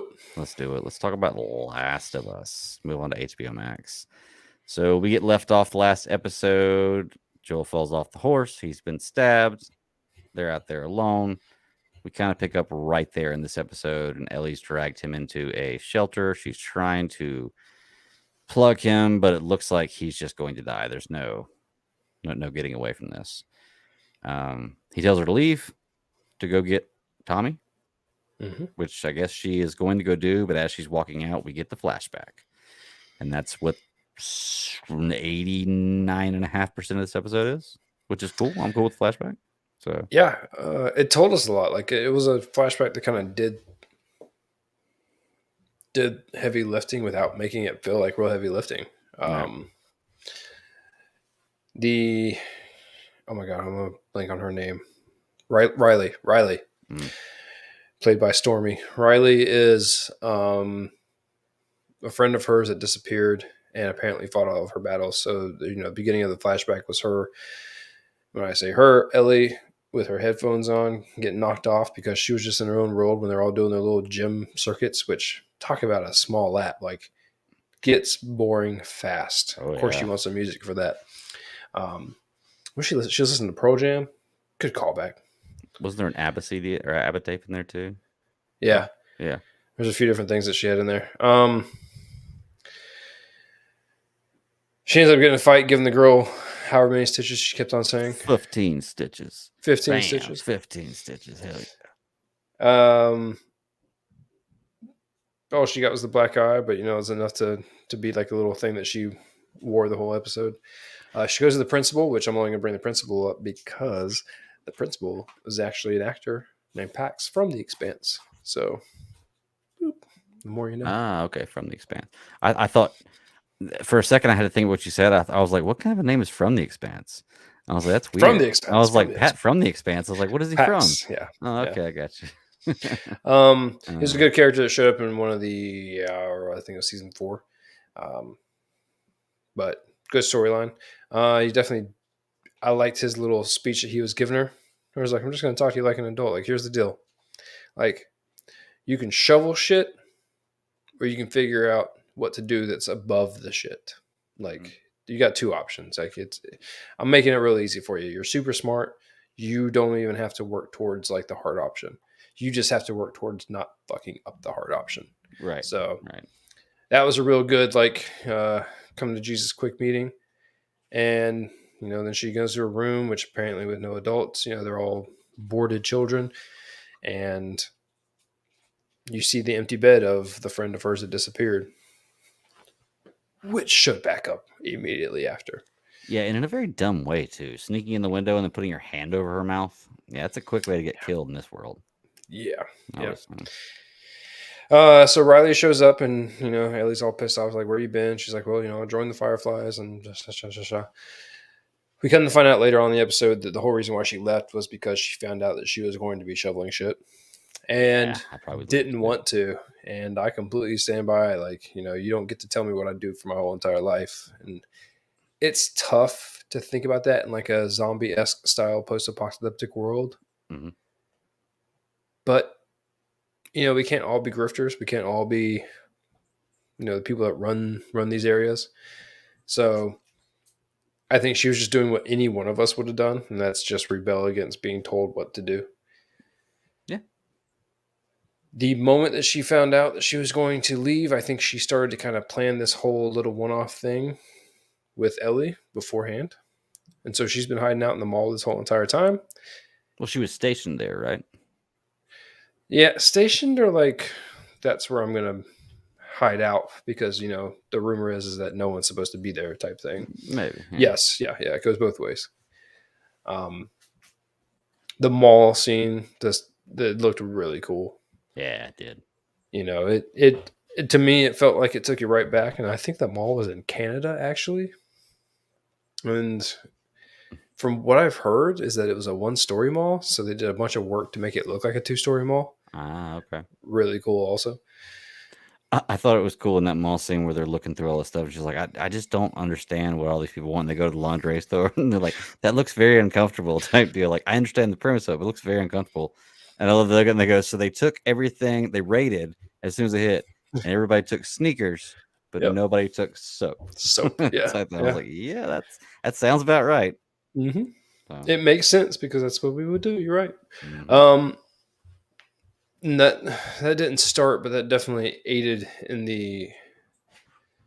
There was no sexual angst. It was all like romantic angst between like first loves. I think is really what. There was definitely tension between the whole thing. Between those two, the whole time you could tell there was some kind of sexual. Well, I don't even say romantic. It's a better romantic. way. Yeah, romantic tension between the two. Yeah. It's hard to find people that you care about in the world, period. But then turn around and find people that you care about in a world of mushroom zombies, like. Well, especially when you feel like you've lost. Yes. And suddenly have gotten back. It makes it all that much different. So. She's fascinated by an escalator, like overly fascinated, like a toddler sees an escalator for the first time. Like I don't know about you, but I'm pretty sure that the first time I ever saw one, it was fascinating to me. Also, Oh yeah, I was it's gonna like say I think steps pretty that much move. the first time anybody sees one, it's good. The best thing about an escalator is if it breaks, you still got stairs. Yep, I mean it's one thing that's the that perfect about breaks that still is operational. it. Yeah, it's crazy. I do find interesting that they find this bottle of whiskey. So okay, from what I understand, they get this bottle of whiskey from this guy that she's taken her to the mall, and when they first enter the mall, they see a guy who's there who's dead, and he's Before they been made it to the mall, they were going upstairs to start rooftop jumping. That wasn't even in the mall. well, yeah, but he fell into the mall. That was how he Yes. right, like when he fell No. through. No, he No, fell through he an just made his apartment way into the building. mall, I guess. Eventually, okay. He wasn't in the mall. They were on their way. They left the boarding house. They went to the next building they were going to go to. They went up 7 flights, and when they made up the 7 flights, they ran into the dude. They went from there to get took his booze. He fell through, and they went to the roof and started roof hopping That's right. all the way That's to the right. mall. To the mall. Okay. Well, anyway, so when they find this guy, from what I'm assuming, this is a guy who's gotten bit. He knows he's gotten bit, and he decides he's just going to take some pills and drink and kill himself. Is that how I'm supposed to take that? Well, I don't think he was bit. I think he just died. I think he just offed himself. Then why Depression. would he be infected? He wasn't infected. The guy in the mall was infected. They didn't get the boost from the That guy wasn't in the the mall. same guy. Oh, No. I thought that was the same guy. No. Different places. Oh, okay. Yeah, I guess that does make sense. Different places. I thought it was the same guy. I thought he was bit. He knew he was bit, so he went ahead and killed himself. He falls through the roof, falls through the bottom floor. All those mushroom vines connect to him. He wakes up and made his way to the mall. But I guess that makes more sense that guy was just in the mall. But I don't know. I mean, if he was just in He the goes mall, to why would she have Sabaros. He's noticed like, it? let me get a slice. Hold the mushrooms. Right. Which they never show the food court. No, yeah, I guess they did. No. They went to the taco place. Yeah, they showed the Well, food court. yeah, they did walk through it. You're right. Yeah, they Actually, you walked know through what that looked like? It reminded me of Ocolo. Yeah. Now that we're talking about it, yeah. They did have it, and it did Yeah, a look little like that. bit. Yeah. Okay. But interesting scene, fascinated with the carousel. If you're going to go in an arcade and have a limited quarters, Mortal Kombat 2, the arcade game's a great one to pick to play. So I can't fault them there. I love that they set up for that she's too. playing. She doesn't know how to use a joystick. I'm like, Right. anyone that has ever touched any sort of arcade game can figure out in the first 15 seconds how the joystick works. Like, Well, eventually she did. She was using Baraka and using the She was finishing with Baraka. So eventually she got it. But yeah, really, really good scene with those two. And then I guess the fifth wonder is what I would call a Halloween shop. Yeah. Like a Spencer's, but Halloween Express? Is that what they were Halloween called Express. here? They Whatever the pop up pop-ups were. everywhere. Yeah, they Yeah. pop up everywhere in Halloween. But and they're doing the dancing and they're doing the thing, and that's when that's when you actually see the well, no, they have the big fight before that, right? No, they had the fight. Before they made it to they did. fifth Before the wonder. Halloween Okay. place. Yes. Before the Halloween place. She comes back to the Halloween place, and because I guess the big fight was about that she's telling her she's leaving. Where she's saying she'd be in stage The 2 pipe somewhere. bombs. The pipe bombs is The what pipe really bombs was a set big it off. fight. That's right. She told her she was leaving after that. Where's she being stationed? Somewhere in South Carolina, was it? I don't remember specifically right now, actually. I thought she said somewhere in South Carolina, but I wasn't sure. But yeah. So I can understand her being upset. Ellie accepts it. Obviously, they start dancing, doing their thing. Little wolf costume, little insane clown posse costume. Yeah, it's crazy. And they've woken the beast. Which, once again, I still find it hard to believe that guy was down there the whole time she was there. That Riley was there, and Riley never made enough noise to notice it or wake it up. But I don't know. I don't know how this works. I find that understandable because I think that it's human nature to be raised in a scenario like that where you would be quiet all the time. So where being quiet is like one of the big things. But she's obviously had the power on and been doing all kinds of stuff in there before. Power, yes, but who knows how much noise? That's true. Yeah, I guess the lighting in this doesn't make any sense. Just the sound. So okay. But it is cool. They both get bit. They get attacked by this thing. They both get bit. It was cool. Ellie stabbed it in the head to kill it. Now, I'm wondering if we get any more of this flashback because she does mention to Joel that it's not the first time she's killed somebody. That's and while she did kill that zombie or that whatever it was, clicker, they both know that at this point, they both think they're going to die. So I wonder if we get a flashback where she actually has to kill Riley. Well, she will definitely outlive Riley. So Right. you're right. And that's been most people's take on this whole thing is that how do you find out you're immune other than the hard way? And the hard way here is watching someone that you, in this case, love, basically turn and you don't. You were both in a position where you thought, both of you were going to, and that you could live life like that. Mm-hmm. It's kind of like the whole, um, whatever the Offerman episode is, where the two of them are kind of at a point to where like, well, I don't want to live if I can't live with you. Right. Well, it's like if they were both going to die, then, like, let's spend these last whatever hours together, so on and so forth. Yeah, so let's do it the poetic way Yeah. and go out the poetic way. Yeah. So The way Romeo and Juliet was supposed to be. Mm-hmm. So you get that. I think that it shows that.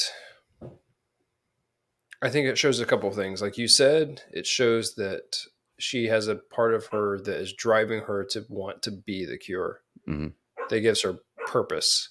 And as tough as it is living in a life that she has to live in already, having been bitten, finding out that she is immune the hard way, what this does in the long run. And what it does is it gives her purpose.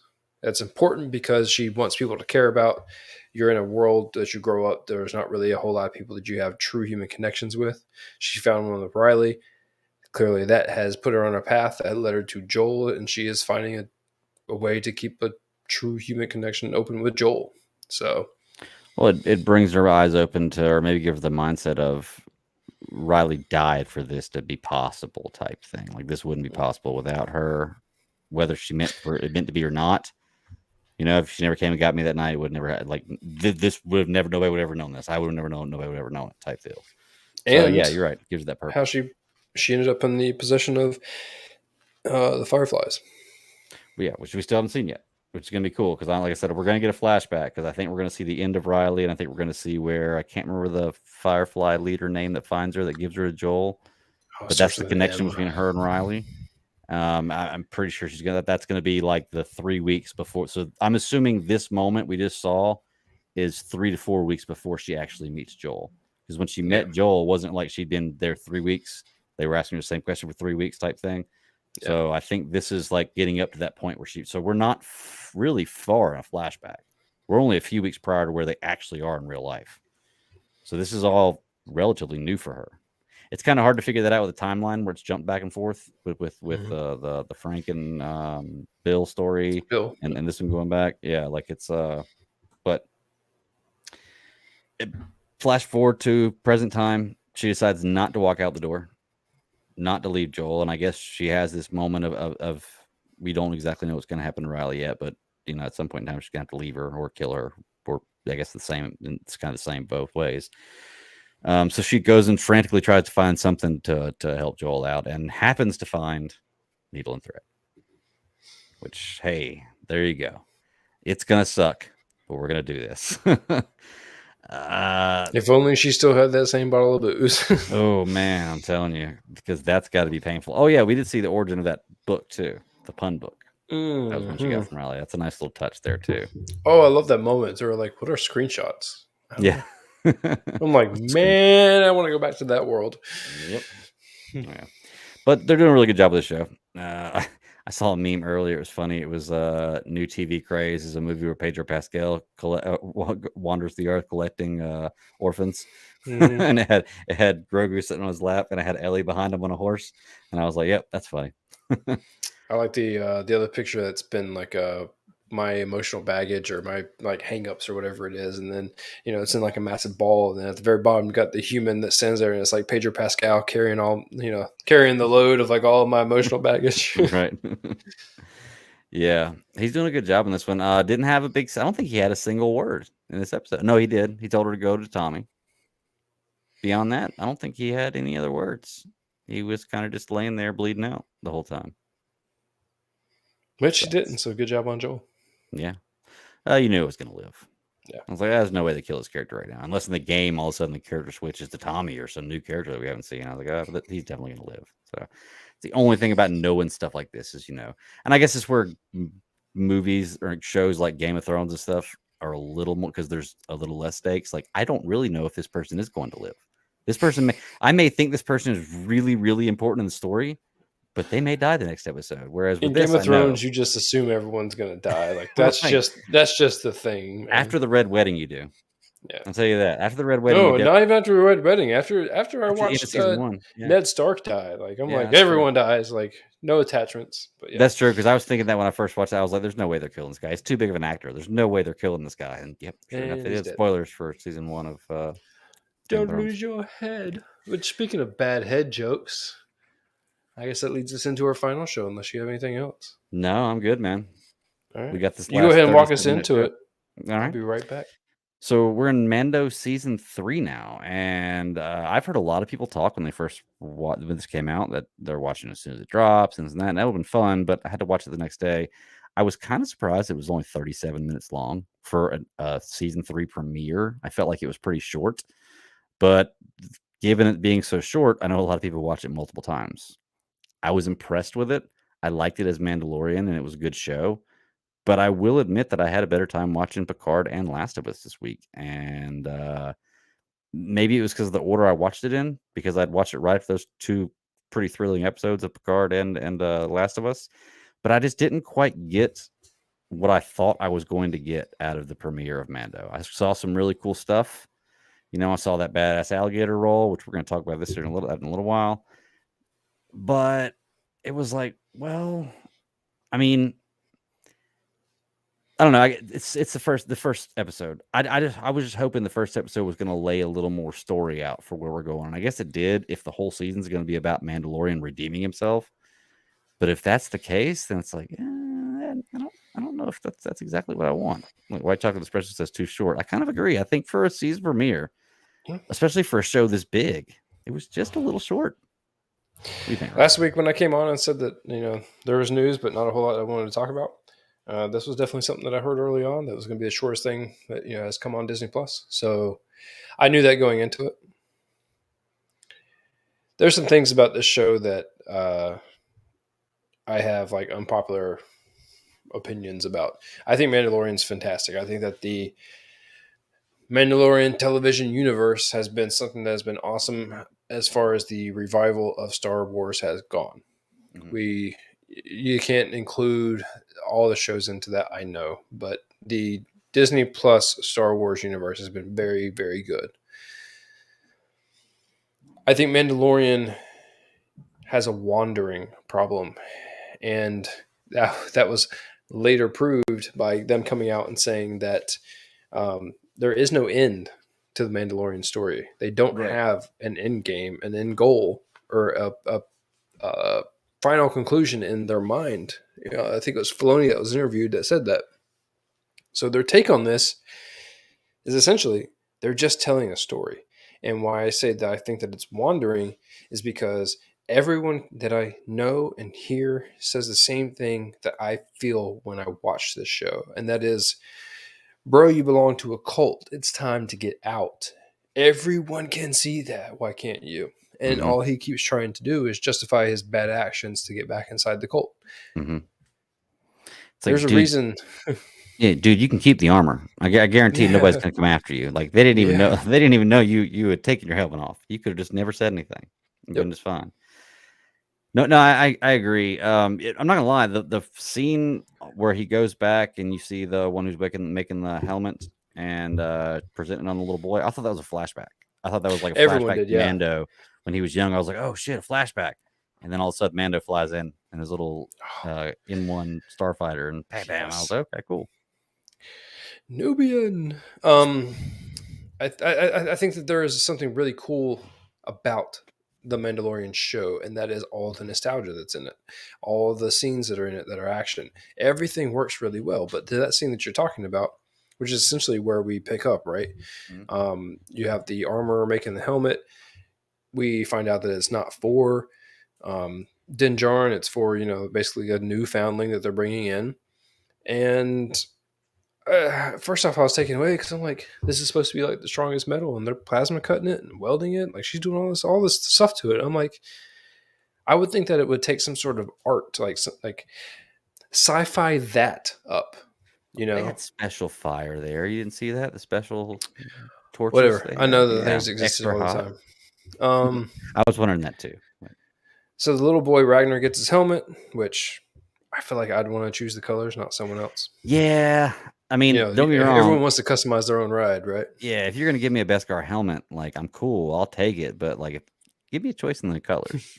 Matte blue because I'm a boy. Like, Yeah, is that where this came from? and like puke yellow, like that was like a jade yellow, and Yeah. matte blue was like, oh, okay. I don't know. Well, anyway, Uh, this gator comes out of the water. yeah. This is what's so funny, and it's so funny because I'm sitting here watching this the whole time, like that's a big ass alligator. I'm like, as soon as it rolls, they're done. As soon as it rolls, they're done. And I was like, maybe it's not going to roll. And then, of course, for some reason, all of them attach their little cables to it, like they're Oh going to hold God, I it. know. Which I was like, what are they doing? There's no way you're going to hold that thing, even if all of y'all are attached to it. And then it does a little alligator roll. And I was like, yep, there you go. Told you. There you go. The Mandalorians are supposed to be badass, and the Mandalorian is badass. Like if you like, he's not the best fighter. Like he gets his ass handed to him plenty of times in the show, right? But I think that he has shown that he can take any of them and do it like super super easy. So White Chocolate Espresso asked, was it Beskar? I thought it was hard to find. I think it is, but isn't that kind of like, isn't that what the Mandalorians do? They bring extra Beskar everywhere they find it in to donate to other suits for other Mandalorians? They Isn't that do, but kind of the thing? not all the suits are best card. No, I Okay. understand his questioning and to his point. I would think that if you had best card, that it would go straight to your head for the helmet. Okay. So if you're gonna have it, like they would save it especially for helmets, and like it's up to you to figure out the rest of your armor, to figure out how to protect yourself. Because yes, in the season one of Mandalorian, we're shown that he only had a Mandalorian That's or true. a Beskar helmet, and I think he may have had one other piece, That's but the right. rest of He got his the rest of it armor. plated, right? In like the end of the season one or something like Well, that. he definitely got armor made. It wasn't the Yeah. electronic backed whatever he was trying to repair when he first ran into Quill. Um, but yes, I think that the helmet was definitely Beskar the way that she was trying to forge it. Okay. So, yeah, dude, this alligator in the half shell is weird. I think the Mandalorians showed disarray trying to fight this thing, which, look, I get it. The element of surprise. It didn't seem like the armor was extremely surprised. But, here she is once again, like with her armor or tools. Like she's going to make a bit of damn difference trying to fight this alligator. And all the rest of them were hooking onto it, like you said. Mm-hmm. He shows up, Mandalorian shows up in his thing in one and just boom. Blasted twice. That's right. Send Gets him out. out and it's like, you're gonna expel me from your order, like Is this your king? Yeah, that's playing. Godzilla ain't got shit on me. Yeah, I No. mean, he's a badass. Mando is. What was I thinking? Oh, when his cockpit opened, I'm like, get in, loser. We're going to Mandalore. What's the other big part of the show? Oh, Navarro. Talk about another planet, Navarro. Yep. The city, yeah. So no. Before you get to that point, they're in hyperspace. Oh yes, I wanted to ask you about this. Yeah, are the pergolas? Purgles, yeah, that's what they're called. That is the whales that took away Thrawn and what's Ezra, correct? You I got to saw see the that and I first was like, version of live action. cool So you deal. saw them a couple times in Rebels, and first you were introduced to them, and then they ended up being the ultimate thing that Ezra used to pull them away to get him away from the rest of the Ghost crew. Yeah. And so to actually see Purgles in the fighter, because you got to think about it. Now, my mind kind of went to this. There's been tons of hyperspace scenes. Mm-hmm. And yes, you could probably see it out of the Falcon window, but most of the Empire ships have display windows. Mm-hmm. But I always feel like the Republic ships or the Rebellion ships of that era didn't really have a whole lot of like window scenes Mhm. to where you would see these things, and so we never really saw it. It was more common in the Disney era to see the hyperspace scenes than it really was in like the old stuff. But you're in like a fighter class ship and you're going into hyperdrive and you Yeah. got nothing but windows. And you have little Grogu who's just seeing this stuff. And then to me, I'm like, can he see it because of the Force? Can he see it because, like Mando's asleep and he's not paying attention? Like what? There's so many variables here that I'm trying to figure out Right. what makes sense to me. But just seeing them, I'm like, first live action time. Like, the story's coming. You know it's coming. It'd have been cooler if you'd have seen him pushing a silhouette of a ship. I was like, oh, that's Oh, it. That'd have been nah, really cool to see. Like, that's a oh, look little. there. There they are. I found Ezra. Like, that'd be cool. That's going full Filoni. You can't go full Filoni. Yeah. Like, They're going to. I think they're yeah, going to eventually in this show. But yeah, so they're taking the hyperspace lane. They're going there and sorry. They're going to Navarro. And what is the character's name? Give me there. I can't. Grief Karga. Yes. So remind me again, where is Navarro in this story? Is that from season 1? Navarro is the main planet from season 1, basically, where he is meeting with Grief, and at that point, Grief is the person dealing out the bounties. He's Okay. the guild representative, so he is the one because the guild is a union, and in that union, you have the people that basically work for the guild to get a percentage off the top of all the bounties, but they're also the ones that get told and disperse the bounties. So he's the POC for the guild on Navarro, and that's how him and the Mandalorian have the relationship because the Mandalorian ends up being like his best hunter, his best, biggest gainer, Yeah. Well, I do love how they had the one little liner where they write out Cara Dune. And this, Yeah. like just oh, she went off and did this, and now she's not here anymore. So, bam. At least they played it up and not down. I do appreciate that, True. Not like she got fired. She went special We forces. Like, you killed ain't her going out to find here. her no more. Yeah. And of course, he asked Mando to kind of take that position, and I guess he kind of would if he didn't feel like he had this need to redeem himself on Mandalore. He Once probably again. would do that because they do have that awesome pirate scene, which I loved. Like, it was pretty cool. The whole time, Mando's just kind of sitting back, like, what do these guys think they're gonna do? Yeah. I would love to be standing there in that suit of armor with those guys like that. Like, what do these guys think they're gonna do exactly? I love he did the Boba Fett thing where he's just like leaning up against a tree. He's like, all right, let's see how this unfolds. Because once again, I appreciate they showed that Grief Karga hasn't really lost his edge. Right. No matter if he has, train droid carrying things rolling behind him, holding his cape. Which, how do you one up Lando? You get a full size cape and then you make droids carry it. That's not how that works. You can't one up Lando. Silly. Yeah, I was like, nah, I don't like that. Even when I first saw it and was walking in the background, I was like, nah, I don't like that at all. But this does bring us back to old IG-11. Right? Yeah, but hold on, space pirates. Why do they still have swords? They had swords, bro. And why did the main space pirate have to look like a seaweed monster from I was gonna get to that in the end. No, Pirates of the Caribbean. It was definitely Space Pirates of the Caribbean. I wrote that down. I'm like, Space Pirates of the Caribbean Swamp Thing. I'm like, what are we doing? That was the first thing I thought, and I was like, oh well, Disney. I guess it makes sense. Somebody was like, I can do pirates really well. Well, I'm pretty sure they were like, we have the exoskeleton on file. All you gotta do is reskin it for whatever you want. Yeah. But yeah, so I think it's funny that they've made a statue to IG-11. I guess based on the end of season 1 with IG-11. And I find it kind of funny IG-11. That, out of IG-11. It's not a statue. Yeah, it is IG-11. Which is funny because he exploded, and they've gathered all the parts and created a statue out of him. And it's like nobody's thought to put him back together, like ever thought to put him back together. That doesn't make much sense to me, but they do. He has his old programming and tries to kill everyone immediately, right away, which is what I would expect a assault droid to do. So now Mando has a mission. He has to go find this. What is it? It's a some kind of chip.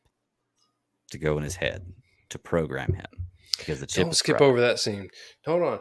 Don't skip over that scene because here you have the Anzalins. Uh-huh. Anzalins, I think is what they're called. The Babu Frick species. Mm-hmm. Okay. First off, puppets. Love it. Mm-hmm. Here for it. Want to be all about it. Mm-hmm. Love the way they talk. Love the way they don't give a fuck about anything. And they're just sitting there telling it as it is. And then I love that you got Grief Karga trying to Enzela explain every single thing that they're fucking saying as if Mando hasn't figured it out. Right. You know?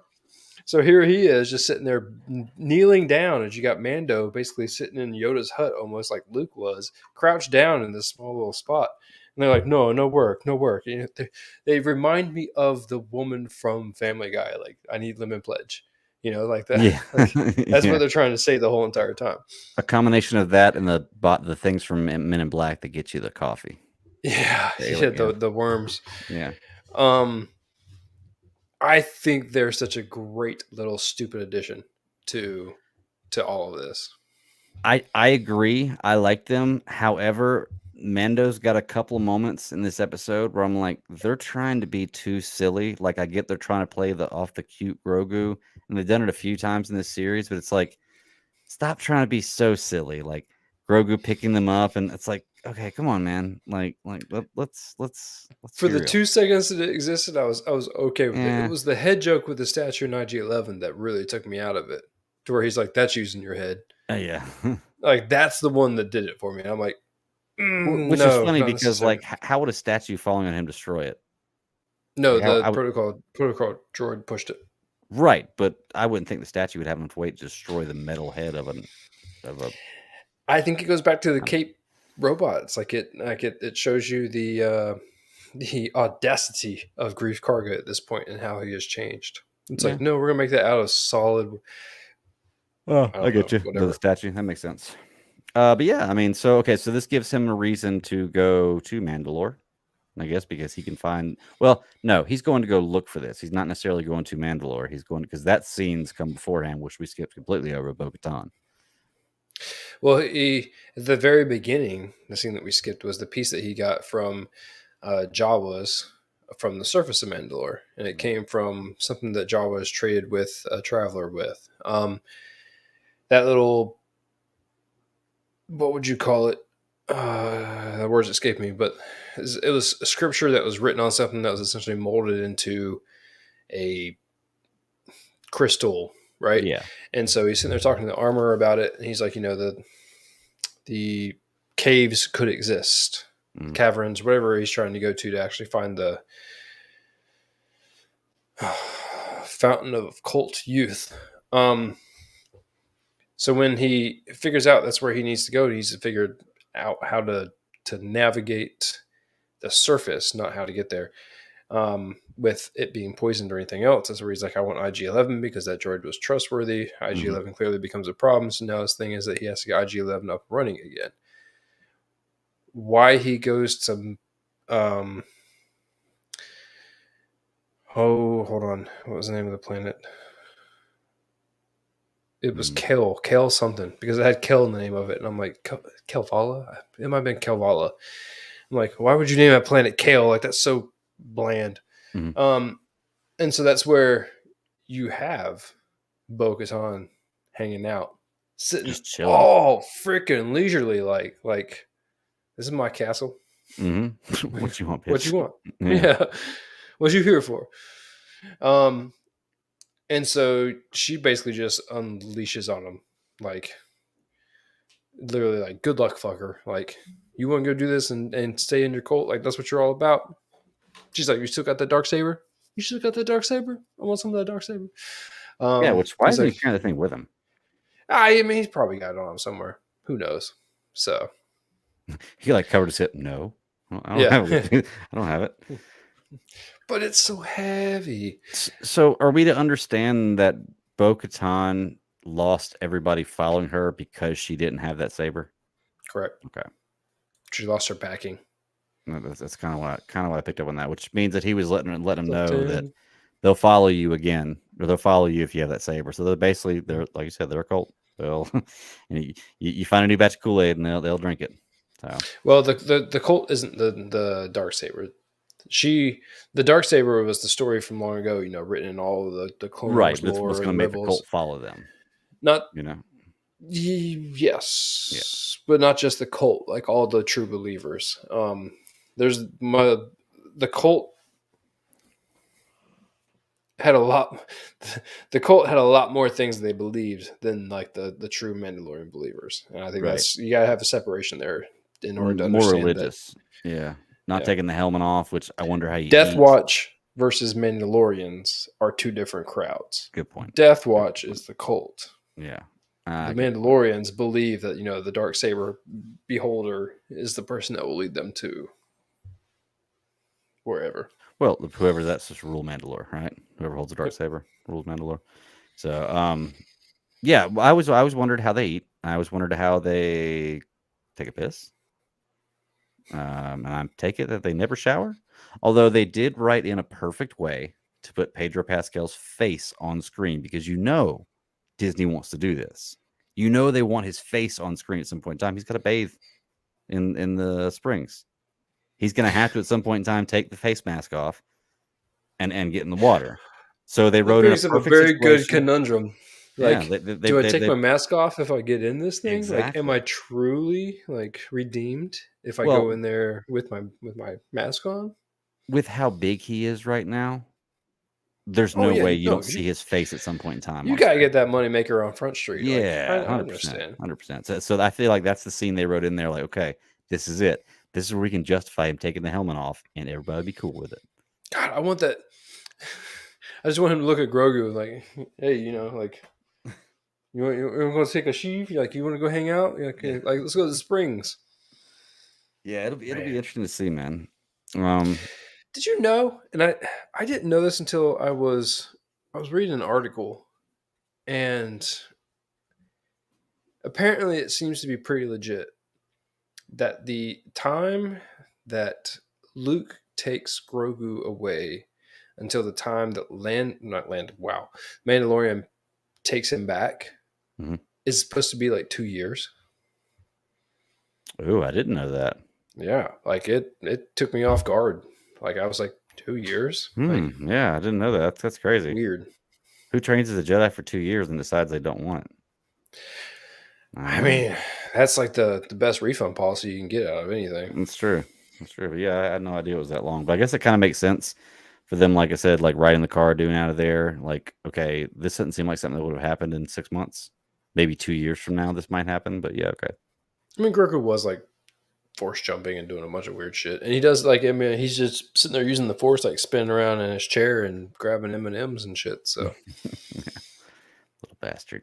It's like a little toddler, little puppy. I wonder if we're ever going to hear him talk in this series or speak, I guess I should say. I told you when we watched Tales of the Jedi that when they had Yaddle speak and Yaddle did not talk like Yoda, that it opened up a door for Grogu to just sound like anything. Yeah. He does not have to sound like Yoda whatsoever with this whole reverse speech shit. I agree. So it works out very well, and I would think that he would take after, even though he's 50 years old already, he would take after the people that he hears from. And Yoda's probably the only one that he's ever heard that talks like that. So chances are he sounds normal. Yeah, that makes sense. And that was a good move, like you said, bringing that in there. Because if you didn't have that, I guess not everybody saw Tales of the Jedi, but if you didn't have that, then there would be a ton of people going nuts, I'm sure. Yeah. The first time he spoke, and it wasn't backwards or in a raspy voice. So. No riddle? Yeah. What the fuck? You got to speak in riddles or else. Well, man, that's about it for this episode. I guess the only thing we didn't really talk about was the getaway from the pirates, which was pretty badass. There's 3 great and space 6. fight. Yeah, even though it looks like Mando is kind of like asteroid jumping in this one, but he's doing a really, really good job of showing why he's a superior fighter. Not only that, man, but like, don't get me wrong. I don't think that the N1 should sound like that, but I'm not angry that it does. I'm not angry that it sounds like a hot rod. It's a little more beefed up. It looks like it's got some aftermarket parts on it. Not only that, but I mean, like The amount of effort that went into the Phantom Menace for the pod race scene was crazy, right? Like it's, um, we're going to be big in the news. Yeah, probably not. I don't think so.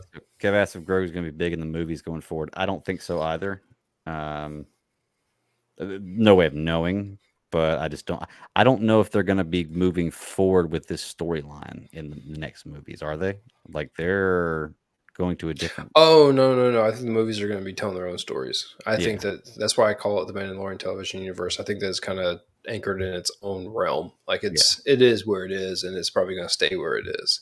It's not like Marvel where the shows are kind of setting up the movies right now. It will be canon, Right. But it but won't be something like you have to watch it's not Mandalorian to necessary. understand Yeah, where you're at in this movie. So, and yeah, I don't think based on that you may get a Mandalorian appearance in a movie because he's so popular. But good. I don't know if honestly, I guess I if you're think gonna they're get a going to get away from Mandalorian the time appearance, you're frame. gonna get Grogu. So yeah, maybe so. Well, Grogu could survive for potentially a millennia, so Yeah. it is quite possible. Yeah. Looks like free for all just ending. Cody's here. What's up, Cody? Man, we're just wrapping things up, dude. We just got finished talking about Mandalorian. So this is talking about bringing Ray back. Look, Those man, I rumors have been flying like crazy ever since she's been at Lucasfilm Studios, and I get it. And Ray didn't take me out of the movies. It was no, just I thought she did great. what they did with Ray. Agreed. And look, I'm not an apologist for the sequel trilogy. I Mhm. just feel like there are things I can take out of it without hating on it. I agree. All the So movies weren't terrible. I just don't like the direction they necessarily went and a lot of the steps they took and the directions they went and where they ended up. I didn't think The Force Awakens was fantastic, but it played to every nostalgia bone in my body. Yeah. I thought it was So the best there is of the new that. movies. Yeah. Like by Uh, far the best of the new movies. I loved a bunch of it, man. There's a whole bunch of things in there that were totally great. I love what they do with Rogue One. I love what they did with. I liked Solo. I didn't like parts of Solo because they were stupid on some of the things that they were saying. But I want Solo too, and I'm not a person out there screaming and hammering for it. But I do like the origin of the characters. I love that type of storytelling. I want to know where people come from. I like to know more about the experiences that they had, the people that they ran across, how that intermingles with all the other storytelling, but it doesn't have to connect. I I just can like agree knowing with more that. about it. I think that honestly, I'm ready to see something outside the Star Wars saga Yeah. timeline. Like Yeah. I'm ready to see some Knights of the Old Republic, and of course, I'll always scream to see some Bane story and stuff like that. But I think you could tell a really, really good Knights of the Old Republic story, and you could have a ton of Mandalorians in it. I mean, you would have Revan in it. You could have all kinds of really, really cool stuff, especially with the new game, the remastered new game coming out. Like, man, it's there for the picking. It's a great story. I just I think they're mean, holding on to it. I think they're literally keeping that ace in their pocket until it's time for them to tell that. I thought they were going to exhaust the period between episode 3 and 4. mhm. I thought that they were going to try to build upon the sequel story, which does seem like where we're getting right now, like trying to progress to while still getting the tail end of stuff like Andor and like Rebels did finish. But now that we're able to carry Rebels from where it was to where it could be, Mhm. we're getting Ahsoka. We're getting a bunch of these other things that are going to happen post Clone Wars era, post New Hope, post the OT. So I am interested in that, and I think that as time goes on, they need to spend a little bit more time putting a Marvel timeline together to Mhm. really flesh out a story. I don't want to see the new stuff that they're doing with comics and books and all that kind of stuff because I feel like that Talking about the just New doesn't have Republic the stuff, legs under it yet. Yeah, the new Star Wars comics and the New Republic and all that stuff. I don't think Novels. any of that is really caught on. I mean, here's the thing: you can say that I was in the same camp to where people said that the prequels sucked, and I never thought the prequels sucked. I just took them for what they were. I like the prequels. I watched a shit ton of them growing up. Like I watched them a shit ton. Let me say that.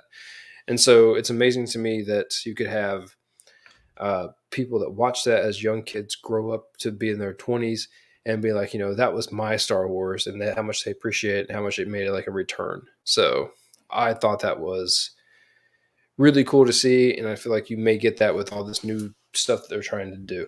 Mm-hmm. But to me, I want new story. I just don't want that story yet. Mm-hmm. Well, I mean, I think what they did with the Skywalker saga was, you caught one generation of people with the first three movies, 4, 5, 6. You caught our generation with 1, 2, 3, and then they're going for another generation with 6, 7, and 8.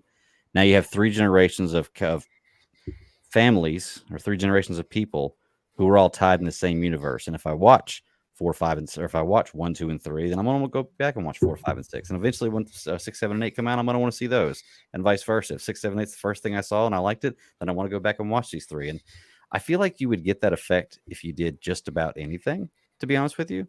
But I feel like this is a more secure way for them to tie everything in together. But they're going to get to a whole 2 or 3 generations difference from here before they start telling another storyline. But I guess that means Star Wars could go on forever. There's enough stories. The High Republic, that's what it's called. High Republic, that's what New it is. Republic. Yes. Yeah, we kept saying. Oh, new doesn't sound right.